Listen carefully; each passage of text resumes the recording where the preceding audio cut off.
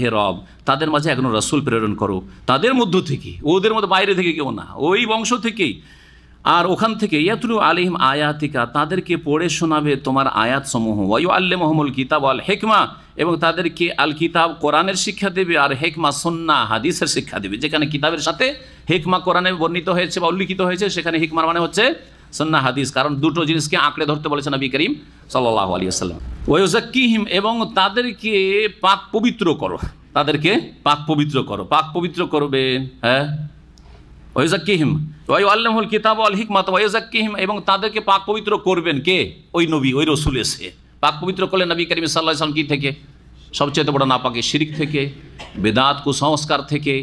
হজের ক্ষেত্রে, উমরার ক্ষেত্রে, তওয়াফের ক্ষেত্রে এত কুসংস্কার ঢুকেছিল যে নারী পুরুষ বাইরে থেকে এসে উলঙ্গ হয়ে মক্কার লোকেরা কেউ পুত পবিত্র মনে করতো, ওদের কাছে কাপড় ধার চাইতো যে আমরা তো এই কাপড়ে অনেক পাপ করেছি, আর বাইরের কাপড়, এইসব কাপড় দিয়ে কাজ চলবে না। মক্কার লোকের কাপড় ধার চাইতো, কাপড় যদি পেলো ধার করে, আর যদি না পেতো তখন কি করতো জানেন? উলঙ্গ হয়ে নারী পুরুষ তওয়াফ করতো। আর সহিহ বুখারীতে রয়েছে, তওয়াফ করার সময় বলতো যে দেখো আমরা উলঙ্গ হয়েছি আল্লাহর সন্তুষ্টির জন্য, কাউকে দেখাবার জন্য না। আলিয়াউমা ইয়াবদু বাদুহু আও কুল্লুহু ফামা ওমা বাদা মিনহু ফালা উহিল্লুহু, তাদের কবিতা এগুলো, তাদের কবিতা সহিহ বুখারীতে রয়েছে। আজকে শরীরের সব অংশই খুলে যাবে, কখনো কখনো একটু ছোট্ট কাপড় পেলে তো লজ্জা স্থানখান ঢেকে নিল, আর যদি ওইটাও না পায় ওই জন্য বলছে আলিয়াউমা ইয়াবদু বাদুহু আও কুল্লুহু, আজকে লজ্জা স্থান পুরোটাই খুলে যাবে অথবা কিছুটা খুলবে, উন্মুক্ত হবে। ওমা বাদা মিনহু ফালা উহিল্লুহু, যদি খুলেও যায়, উলঙ্গ নগ্নও যদি তওয়াফ করি, এটা কারোর জন্য হালাল করছি না, তোমরা দেখিও না, কিন্তু কথা বোঝা গেছে? তোমরা নাজায়েজ উপভোগ করিও না, এটা আল্লাহর সন্তুষ্টির জন্য করেছি। আউযুবিল্লাহ। ইব্রাহিম আলাইহিস সালাম নাপাক থেকে পাক করতে বলেছেন, আর এরা নগ্ন হয়ে নাপাক করেছে এই হারামকে। ওয়া ইউযাক্কিহিম, তাদেরকে পবিত্র করবে কুসংস্কার থেকে, শিরক থেকে, বিদআত থেকে, পাপাচার থেকে, সমস্ত রকমের পাপ হইতে থাকতো। যেখানে ব্যভিচার হইতো সেখানে পতাকা পোতা থাকতো, সেই যুগে তো আর লাইসেন্স ছিল না, বেশ্যাখানার মতো যে লাইসেন্স নাম্বার এত আর একটা প্লেট লাগিয়ে দেওয়া হইবে বেশ্যাখানাতে, তাই না? বেশ্যাখানা পট্টি তো ছিল না, কিন্তু সেখানে পতাকা ঝান্ডা থাকতো, বোঝা যেত যে এটা হচ্ছে বেশ্যাখানা এলাকা। কিন্তু সেই যুগের মহিলারা আজকালকার বেশ্যাদের চাইতে ভালো ছিল। সেই যুগে অধিকাংশ বেশ্যা বা বেশ্যাবৃত্তি যেসব মহিলারা করতো তারা দাসী হইতো। স্বাধীন মহিলারা কাফের মুশরিক হইলেও জেনাকে খুবই ঘৃণার নজরে দেখতো।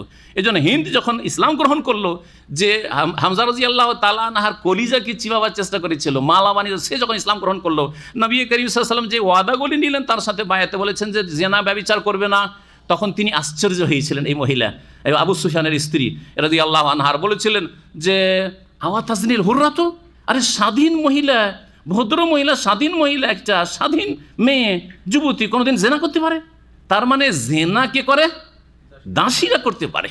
আর আজকাল স্বাধীন সম্ভ্রান্ত ঘরের মেয়েরা কলেজ ইউনিভার্সিটিতে পড়ে, আর একটা ইনকাম সোর্স হিসাবে ধরে নিয়েছে 5 স্টার হোটেলে যাওয়া অথবা কোনো আবাসিক হোটেলে যাওয়া, আর যাওয়ার সেটা একটা ইনকাম সোর্স, আমাদের লেখাপড়ার খরচের দরকার, যা জুটে না এটা দিয়ে জুটাচ্ছে। আউযুবিল্লাহ। ভালো ভালো ঘরের মেয়েরা বেরিয়ে চলে যাচ্ছে বেশ্যাবৃত্তিতে, দেহ ব্যবসা, যৌনকর্মী বলতে বলছে, বেশ্যা বললে নাকি গায়েল হয়ে যাবে, আজকাল আইন তৈরি হয়েছে, বুঝা গেছে? বেশ্যা বলা যাবে নাকি গায়েল হয়ে যাবে, কি বলতে হবে? যৌনকর্মী, ভদ্র ভাষা বলতে হবে, যতই নোংরামি তারা করুক না কেন। সমস্ত রকমের নাপাকি থেকে কি করবে নবী এই রাসূল পাক পবিত্র করে মানুষকে। ইন্নাকা আনতাল আজিজুল হাকিম, নিশ্চয় তুমি মহাপরাক্রান্ত বিজ্ঞানময়। এখানে ওসিলা আল আজিজ আল হাকিমের, তাইলে 6টি আল্লাহর নাম আসলো, এই 3টি দোয়াত আসলো না, আসলো না? এগুলো হচ্ছে আল্লাহর আসমা হোসনা দিয়ে ওসিলা। আর কিসের ওসিলা নিতে হবে? হ্যাঁ, নেক, নিজের ঈমান এবং নেক আমলে। রব্বানা ইন্নানা আমান্না ফাগফির লানা যুনুবানা ওয়া কিনা আযাবান্নার, সূরা আলে ইমরান রয়েছে, বহু আয়াত রয়েছে ঈমান এবং নেক আমলকে ওসিলা বানানো, হাদিসে রয়েছে। জি, নিজের নেক 2 রাকাত নামাজ পড়ে আল্লাহকে বলেন, দোয়া করেন। সাদকা খেরাত করে, আল্লাহ দান খেরাত করলাম, বালা মুসিবত দূর করে দাও। জি, এরকম। রোজা রাখলেন, আল্লাহ রোজা রাখলাম, আল্লাহ বিপদ আপদ দূর করে দাও। জি, এর ওসিলে। আর কি? জীবিত ব্যক্তি, জীবিত নেক মানুষের কাছে দোয়া চাও। জীবিত, মৃত ব্যক্তির কাছে, কবরের কাছে গিয়ে দোয়া করে চাইবেন না, ইয়া রাসূলুল্লাহ আমার জন্য দোয়া করে দেন।